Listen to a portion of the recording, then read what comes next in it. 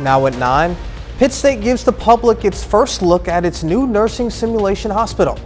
Plus, the city of Carterville, Missouri hosts a special election after 2 candidates for city council tied earlier this month. And how some national parks properties in the 4 states are celebrating National Parks Week. The 4 states' most watched news starts now.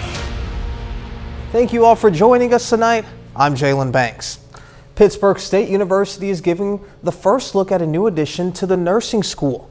KOAM's Amber Jenkins spoke to nursing students about how the changes can help them prepare for after graduation. After 3 years in development, the School of Nursing at Pittsburgh State is growing in size and technology. We were able to come over last week and got a little teary-eyed because it's been almost a year, or been over a year since we've been out of our building. The new building is home of the Simulation Hospital. The Simulation Hospital creates a hands-on learning environment without the ER stress. They can see exactly what's happening with the pathology of disease and how they should be appropriately responding to those scenarios. I like lecture just to learn about the nitty-gritty information beforehand, and then I like to get into simulation already knowing that information and being able to practice and fail and then be able to succeed. Students must be mindful of the patient and interact with mannequin. It lets the nursing students know when he's feeling uncomfortable. Okay, I want my mom. For example, that breathing treatment you saw, it's nice to be able to put it together, put the medication in there and give it to the mannequin, as opposed to the first time I'm on the floor at the hospital and saying, I've never done this before, someone's gonna have to show me. Since the 70s, the old school for the School of Nursing held about 90 students, but with this new addition and simulation hospital, they are able to impact more nurses for generations to come. I plan to commission active duty as a second lieutenant, and then hopefully I'll now just do nursing somewhere wherever they station me. So I really want to get my feet wet in all different kinds of nursing so that when I come teach, maybe here at Pittsburgh State or at another university, I'm able to say, yes, I've done that, and let me talk to you about it. Reporting in Pittsburgh, Amber Jenkins, KOAM News. Other Pittsburgh healthcare workers, including medical residents, will also use the new facility when it opens. One of the longest standing dorms in the area is celebrating a huge birthday. Pitt State is celebrating the 100th birthday of Willard Hall. It started as a women's dorm in the 1920s and cost $100 to construct. It stopped being used in the 1970s, and by the summer of 2000, renovation was complete and students moved back in. It cost $4.7 million to renovate. Now it's being mainly used as a residence hall for upperclassmen. But it's also a thing where this building also has the most character. I mean, when you're standing outside, it kind of looks like a castle from the outside. A lot of people used to call it Hogwarts when I was a student because it just has such a different feel than all the other residence halls because it's so old. And the architecture is so much different. Fun fact, as he just mentioned, students called it Hogwarts.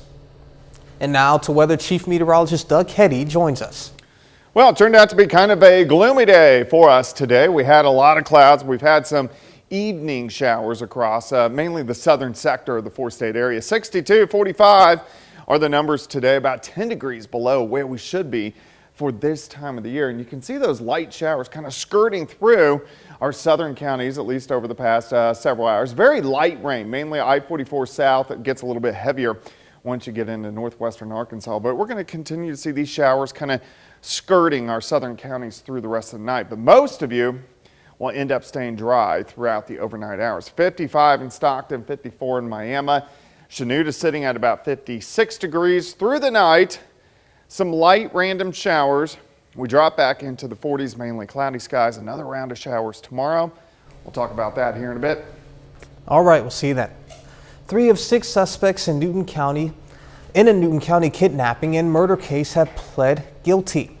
The crime happened in July of 2020. Authorities say 6 people took part in the kidnapping and murder of Michael Hall of Carthage. They say Hall was bound, beaten, stabbed, and then shot to death. 3 suspects, Carla Ward, Russell Hurt, and James Gibson, agreed to plea deals this month. The other 3, Amy Thomas, Freddie Tilton, and Lawrence Vaughn, have plea hearings set within the next week. 1 person is dead following a 2-car crash on US 69 southwest of Miami, Oklahoma last night. The driver of one car, 64-year-old Earlene Ingram of Commerce, Oklahoma, died at the scene.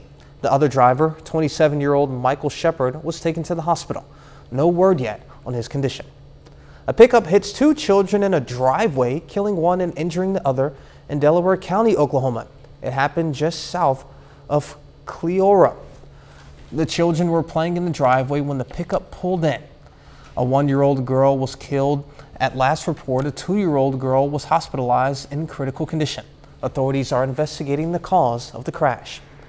Voters in Carterville, Missouri were back at the polls today for a special election to determine the winner of the race for Ward 2 in the City Council. Judy Martin defeated Terry Arterburn by a vote of 51-39. The special election was called after Martin and Arterburn tied in the election earlier this month. The main thing for me is to keep the town growing. I want to keep the town growing. I want to keep the people in the town happy. And if anyone has anything that they need from me, please feel free to let me know. I am happy. I mean, I know I put my best effort towards it. I will do this again. This is my hometown. The special election cost the city $1,100, but they saved more than $2,500 by counting the ballots by hand rather than machine. 2 national parks properties are in our area. One is George Washington Carver National Monument in Diamond, Missouri. And KOAM's Carrie Worthen today took a trip to the other one, the Fort Scott National Historic Site, in honor of National Park Week. So national parks are the story of America.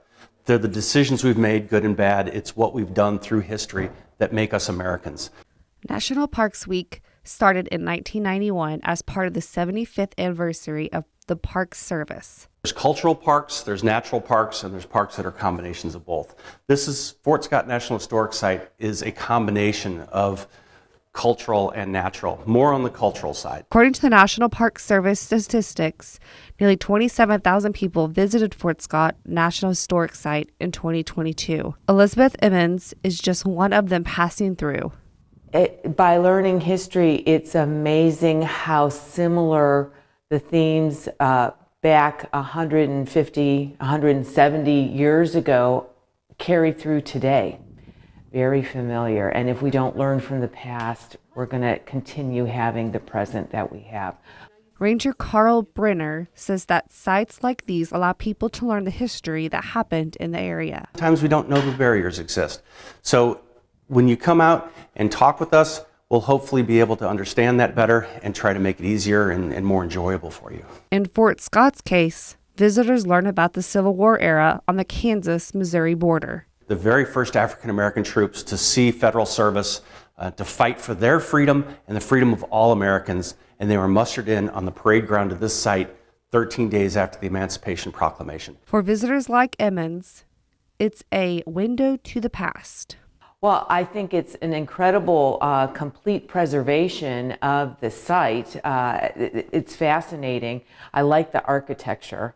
The visitor film provided a great history leading up to the founding of the fort itself, and then through the Civil War and after. In Fort Scott, Carrie Worthen, KOAM News. Of the 20 buildings at the National Historic Site, 11 are original to the fort. Coming up, what new research shows about the impact odd work hours can have on mental health. New data from the CDC suggests that all work and no play can lead to poor mental health, and those whose jobs offer less flexibility or predictability can suffer the most. Reporter Mike Valerio takes a look at the impact of the workplace on mental health and ways employees and employers can improve their psychological well-being. Americans spend a lot of time on work. It just permeates our entire life.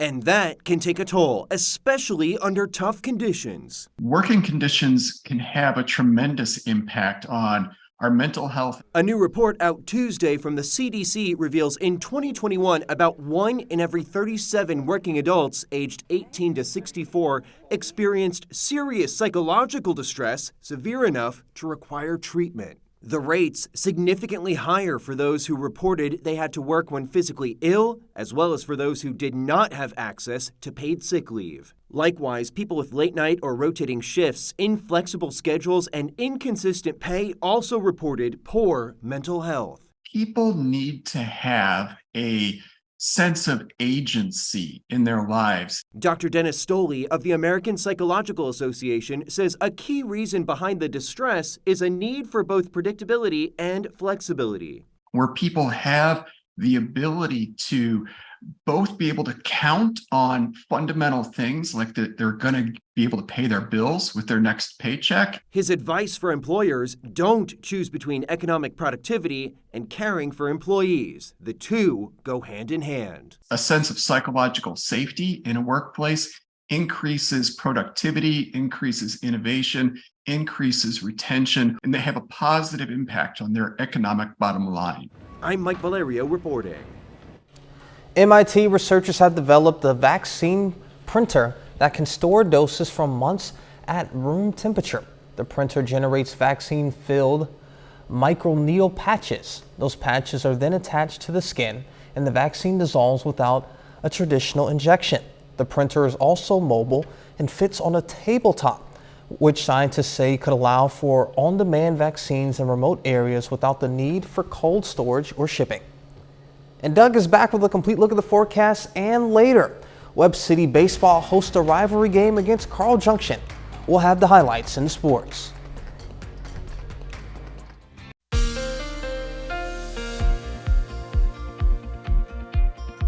Well, definitely it turned out to be a gloomy day for us today. A lot of clouds across the region. We've had some light little showers. We need the rain so badly, but most of the rain has been super light and in the southern half of the region. Nice shot, Indigo Sky Casino and Resort Indigo, just outside of Seneca, Missouri.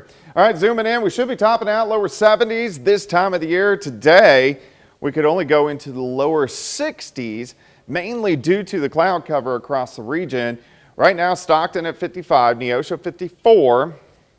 We have Sarcoxy at 55. We have Grand Lake sitting at 52. Chanute is sitting at 56 degrees. We can go outside 7th and Rangeline at 58, pretty much calm winds. Humidity is at 58%. All right, through the night, still a few random showers.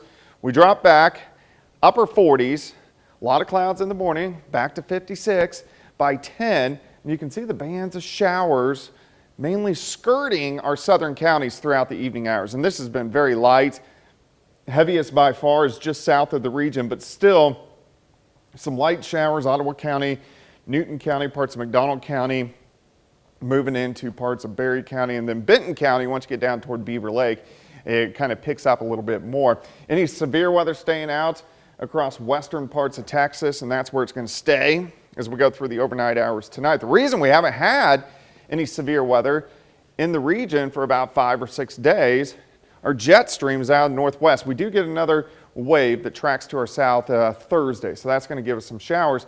But with the jet stream out of the northwest, it pumps in the cooler air, plus big ridge of high pressure out across the Rockies, so it blocks up the pattern. It won't allow any big storm systems in here. So until that unblocks itself, we're not going to get any widespread heavy rain, and we're not going to get any severe weather, but that will break down here in about a week or so.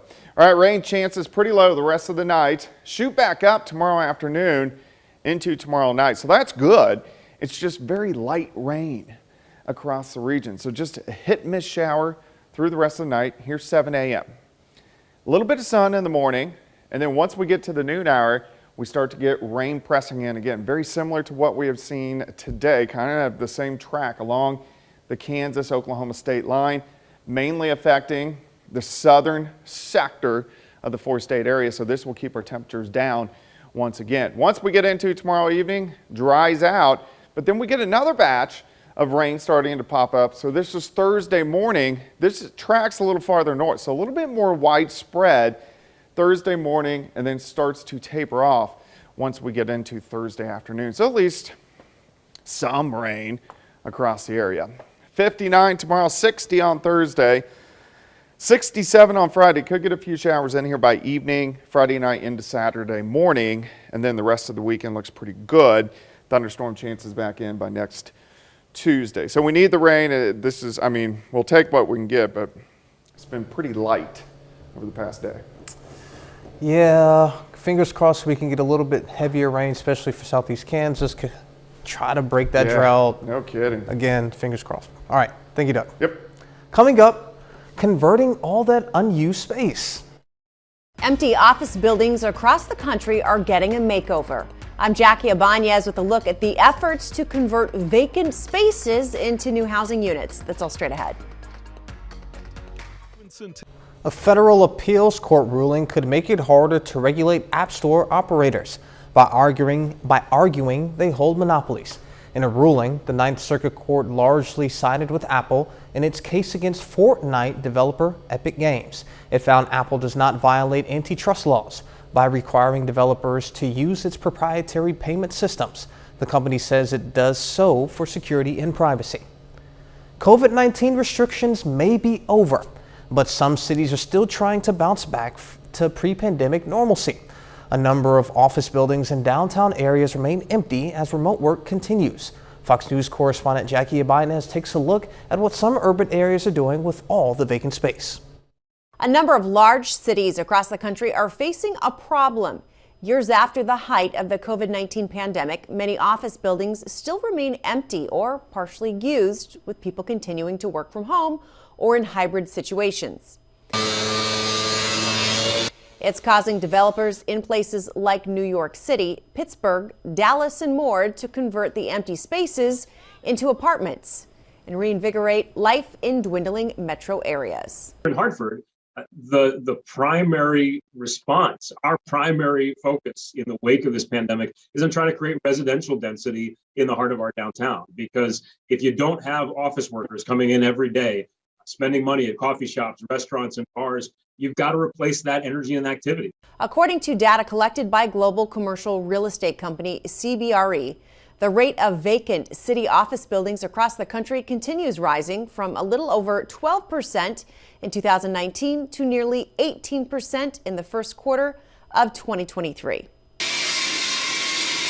Some cities are even offering developers tax breaks if a certain number of new apartments are listed below market prices in an effort to also combat the issue of affordable housing. Once you bring enough housing onto the market, the prices will adjust. This neighborhood is on the upward track. Data from CBRE also finds office vacancy rates in San Francisco, Houston, Philadelphia, and Washington, D.C. are some of the highest in the country, coming in between roughly 20 and 30%. In New York, Jackie Ibanez, Fox News. Up next, we'll check out some pants designed to protect motorcycle riders from accidents. This pair of airbag jeans are made to protect motorcyclists from accidents.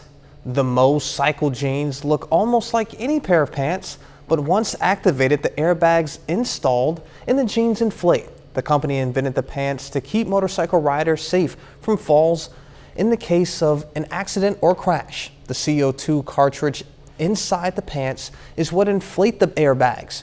Its trigger goes off once a rider falls off their bike. These jeans don't come cheap though. They're currently retailing for $499. 30 more minutes of news, weather, and sports coming your way. The city of Pittsburgh announces grant funding to bring more art to Pittsburgh's downtown district. Plus, Special Olympics athletes show support for a Special Olympics Kansas official who recently lost her son in a car accident. The city of Pittsburgh wants to bring more art downtown. KOAM Jean Nahaldala visited some of the murals in town and talked with officials and artists about grants the city is providing. The City of Pittsburgh's Downtown Advisory Board wants to support local artists for painting murals such as this one here downtown. Broadway, of course, is a really great location for murals. Just adds a little uniqueness to Pittsburgh, a little character to downtown. Christy Yucky says last year the city only had one applicant, but this year they already had 3 projects requesting help to offset costs from the advisory board's $2,500 funding. One of them being Ian Jovan. Because we do have like deteriorating brick buildings, so being able to not only put some color on them, but help preserve the buildings because the paint does help, with weather and all that stuff. So Jovan, who already painted 2 murals, received a grant from the city to paint 2 more. The community can expect to see the first one by North Broadway in about a month. I like to do it really fast. I like to do it at night so nobody sees me doing it, kind of like in secret. So The big one I did on the rear of the building of the lady, it took me and a friend probably about 2 nights to really make it happen. Just as bad as that one. The artist wants to bring life to his home city. Yeah, I've always loved Pittsburgh, but it hasn't been what I wanted, so it's like, getting to make Pittsburgh what I want. So, and hopefully I get to continue to do that through the rest of my life. Downtown is thriving, it's growing every day, there's new stuff happening, it's just a fun place to be. In Pittsburgh, Janna Hautala, KOAM News. Yaki recommends anyone interested in applying for a grant should do so before the city runs out of them. You can find a link to the grant application on our website at KOAMnewsnow.com. Special Olympics Kansas is hosting several upcoming events for adults and youth in the Southeast region. Today, athletes gathered at Pitt State to compete in the Southeast Regional Track and Field event. Aaron Fletcher is the Director of Grants and Development with Special Olympics Kansas. To show appreciation for Aaron, athletes wore the name Fletcher on their shirts, honoring her late son, Josiah Lee Fletcher, who was killed in a car crash last month. So we have about 8 different events, everything from softball throw to javelin to long jump to running, relays. We have about 160 adults participating today, and then Thursday we have the youth, and we have over 250 youth participating. 2 other events will take place soon.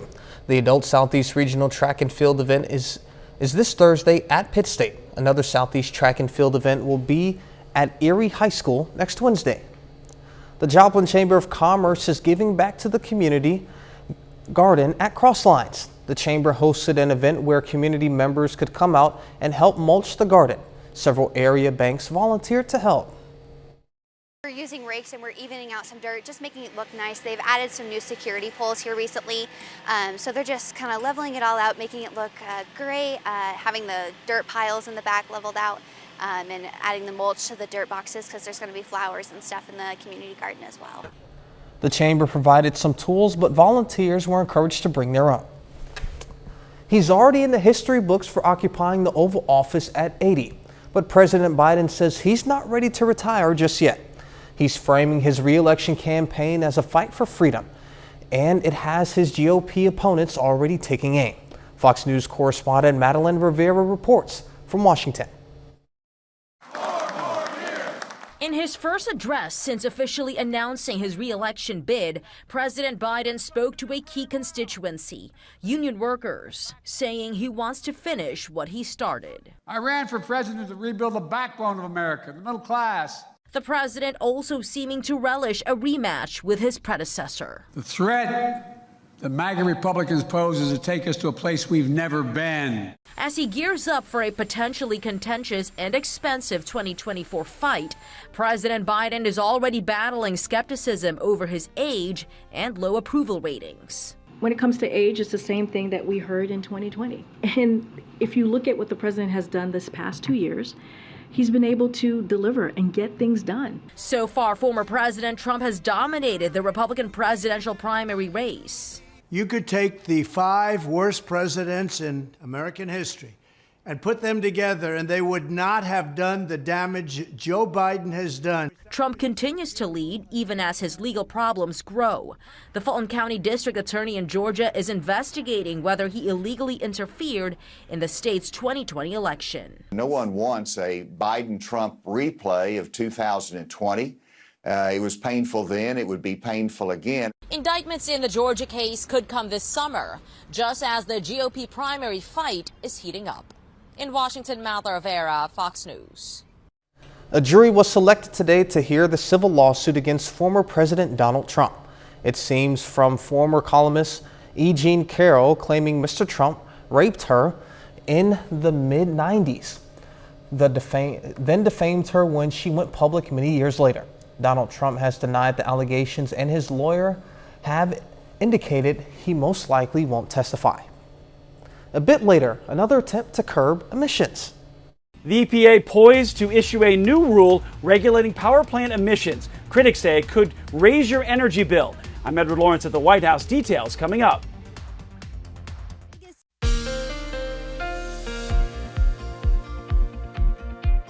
Well, it turned out to be a gloomy day for us today. We got a lot of clouds across the region. Had a few light little showers. Still have a few light little showers out there right now. Nice shot of Indigo Sky Casino and Resort. But the clouds and the showers have kept our temperatures down, which is okay. We need the rain, but it's not getting much. It's pretty light.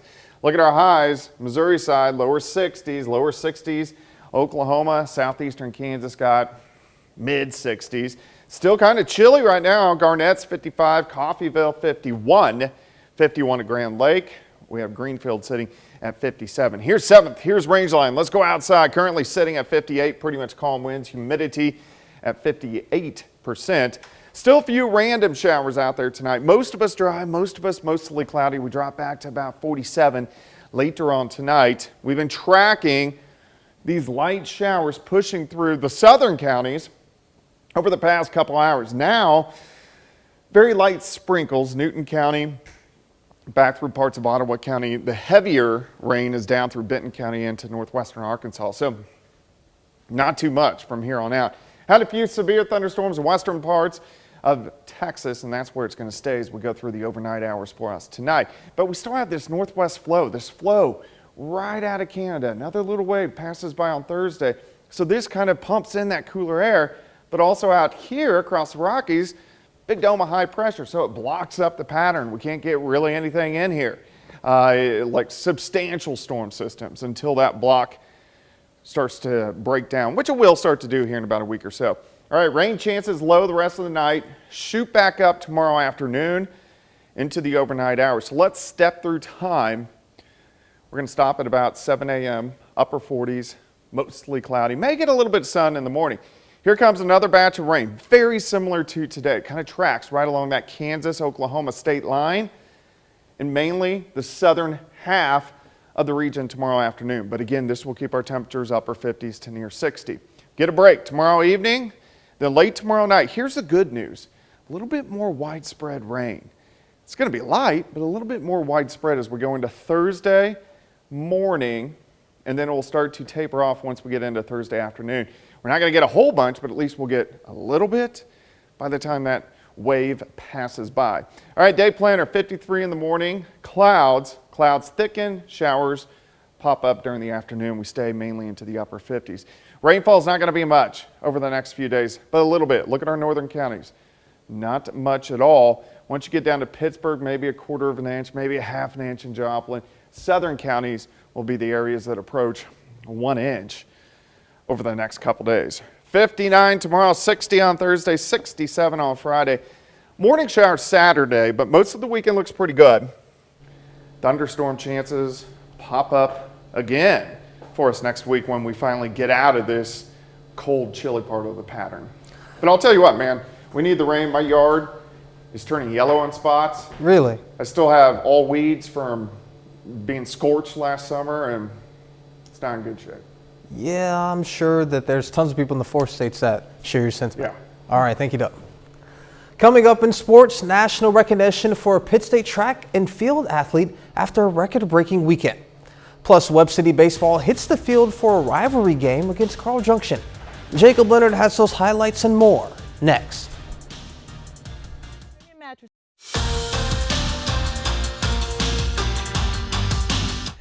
Well, the Webb City Cardinals have played a tough schedule to start the baseball season. Even with the tough schedule, the Cardinals are 11-9 overall, including 4-1 in COC League play. Tonight, Webb City back on the field against conference rival Carl Junction, the final game of a 4-game homestand. CJ gets their leadoff man on, but Kaylor Darnell settles in on the mound. Not 1, not 2, but 3 consecutive strikeouts for Darnell. Gets Webb City out of the inning. Bottom of the first, Cardinals offense goes straight to work with 2 on. Sean Hunt hits a hard liner to right center, bounces all the way to the fence. Sam Weller scores. Cy Darnell right behind him. 2-run double for Hunt. Puts the Cards up 2-0 after 1. Back on the mound, Kaylor Darnell still cruising. He had a great night. Darnell goes 6 2/3 shutout innings, 11 strikeouts. Webb City shuts out Carl Junction 6-0. Elsewhere in the COC, the Joplin Eagles kick off a 4-game homestand hosting the Carthage Tigers this afternoon. That one also final. Joplin gets it done in a good one, 3-1. Well, Anna Childress is racking up the awards this week for Pittsburgh State Track and Field. And Childress has been named the MIAA Field Athlete of the Week, as well as the Division II National Track and Field Athlete of the Week. Now here's why. Saturday, at the Pittsburgh State Tune-Up, the junior won the triple jump. She tied the Division II all-time record with a jump of 43 feet 8 inches, a mark she actually hit twice on Saturday. On her final jump, she posted 44 feet 2.5 inches, and that has the asterisk there because the wind rating was too high, so it cannot count toward the Division II all-time rankings, but it still counts as a Pittsburgh State record and the best mark in the nation this season. Now check it out. She did all of this, and it was her first time competing this outdoor season. I surprised myself definitely just because I have been knocking off rust for the past few weeks. Honestly, I was just having fun. It wasn't really anything big for me. I just kind of wanted to get back into things and just see what I could do just to start off for outdoor because I haven't, been competing since indoor, so I just kind of wanted to see what it was like just to go back and compete. I had told her that she has a chance to do something very special on the national scale, and I think that, I've been telling her all year that she's got a chance to be one of the greatest triple jumpers that not only Pitt State but Division II has ever seen. So to me, I knew it was just just amount of time. It was awesome that she did it her first time out. The St. Louis Cardinals dropped their series opener against the Giants last night, getting shut out 4-0. With that loss, the Cardinals have now lost 5 of their last 7 games. And tonight, St. Louis aims to rebound and even the series with San Francisco in Game 2. That one is in the bottom of the third, tied up 1-1. Tommy Edman has a solo home run for the Cardinals. As for the Kansas City Royals, kind of struggling too. They're 5-18 overall, and they've lost 9 of their last 10. The Royals try to even the series with the Diamondbacks tonight, and right now Kansas City is up 1-0 in the top of the 4th. We're going back to Anna Childress here real quick. Both she and her coach said she's still got a lot left in the tank, and that's pretty crazy to hear, after she went out and posted the best mark in the history of Division II. 44 feet. 2.5 inches, yeah. Man. Yeah, I go step that off if you're at home. And see how long it takes you and how far it is. Yeah. Yeah. All right, thank you, Jacob. We're back with more news after this. The first ever federal regulations on greenhouse gas emissions from power plants could be coming soon, along with a challenge in court. Fox Business correspondent Edward Lawrence has more from the White House. The Biden administration is gearing up for a major new environmental fight. As early as this week, we could see new rules from the Environmental Protection Agency that would control emissions from natural gas power plants, marking the first time the federal government has limited carbon emissions from existing plants, which generate about a quarter of all U.S. greenhouse gases. It's the second big regulatory decision by the EPA in less than a month. Environmental justice will be the mission of the entire government, woven directly into how we work with state, local, tribal, and territorial government. Any new regulations on power plant emissions are likely to be challenged in court, and critics warn they could also impact the reliability of America's electrical grid, leading to higher energy costs for families already suffering from high inflation. When you're regulating emissions of this magnitude, it could create a lot of problems for states, for our grid, for grid stability, make us weaker energy-wise. The power plant push follows an EPA proposal to make 2/3 of passenger vehicles electric or zero carbon by 2032. But as the administration makes the big push on its environmental agenda, some lawmakers are claiming America simply can't afford it. You're going to bust the budget. And that's the problem. I'm saying, why in the hell are we totally committed to going further and further in debt, not having to? The EPA said it's expected to issue a preliminary rule in April, with the final version sometime in spring of 2024. At the White House, Edward Lawrence, Fox Business. British scientists are teaming up with a chemical company in the U.S. in a bid to mass-produce plastic products without the pollution. London startup Fabric Nano specializes in cell-free biomanufacturing that uses proteins instead of oil and gas, and is partnering with Sumitomo Chemical America to create climate-friendly products. Coming up, how researchers are using video chat services to help pet parrots from getting lonely. Parrots in the wild are social. As pets, they can seem lonely at times. Now some researchers might have found a solution. Jeannie Moos reports on video chats that are for the birds. Instead of the usual, Polly wants a cracker, parrot owners are asking if Polly wants a video chat. Want to say hi? Do you want to talk to her? You do? Okay. It's enough to make a lonely parrot bob its head with excitement. In a paper titled Birds of a Feather, Video Flock Together, researchers describe teaching 18 pet parrots to ring a bell. When they rang the bell, they were presented with a tablet. Which friend would you like to call? And given a choice of parrots for a video chat. You want to call Rosie? Over a 3-month period, Oh, Sammy, okay. the parrots made 147 requests for video calls. Good job, that's Georgie. Some birds got called a lot. We had our VIP birds. Some birds got called less. The ones who got called the most were the ones who also made the most calls. The researchers could tell the birds were truly engaged because they preened together, tried to touch one another, imitated each other, and even sort of sang. Okay, so maybe there were no love-struck movie moments. Whoa, she's beautiful. But if you're researching parrots, can there be a greater thrill than this? Sometimes a bird would accidentally call us. So sometimes I was in a meeting or giving a class or at home and I would get a phone call from a bird. Imagine seeing on your caller ID, Sammy the parrot. Jeannie Moos, CNN, New York. And that's our time for tonight, and thank you all so much for joining us. But before you go, we'll leave you with a video of some Francois leaf monkeys at the San Antonio Zoo. Be safe, and we'll do this all again tomorrow. See you then.